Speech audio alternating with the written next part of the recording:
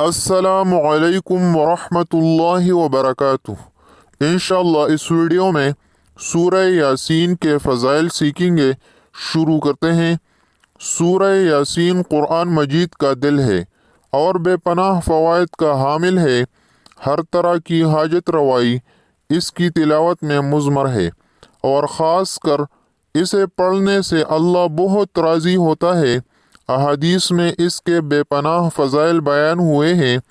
ان میں سے چند احادیث حسب ذیل ہے۔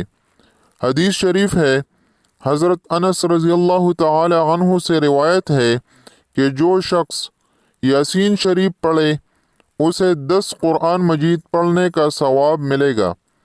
ایک اور حدیث شریف ہے، حضرت جندب بن عبداللہ رضی اللہ تعالی عنہ سے روایت ہے کہ جس نے رات میں اللہ کے لیے سورہ یاسین پڑھی اس کو بخش دیا جائے گا۔ ایک اور حدیث شریف ہے، حضرت ابن عباس رضی اللہ تعالی عنہما سے روایت ہے کہ نبی کریم صلی اللہ علیہ وسلم نے فرمایا کہ میری یہ تمنا ہے کہ یہ سورہ یاسین ہر امتی کے دل میں ہوتی۔ ایک اور حدیث شریف ہے، حضرت عطا بن رباح تابعی رضی اللہ تعالی عنہ سے مروی ہے کہ مجھے یہ حدیث پہنچی کہ جو آدمی دن کے آغاز میں سورہ یاسین شریف پڑھے گا اس کی تمام ضروریات پوری کر دی جائے گی۔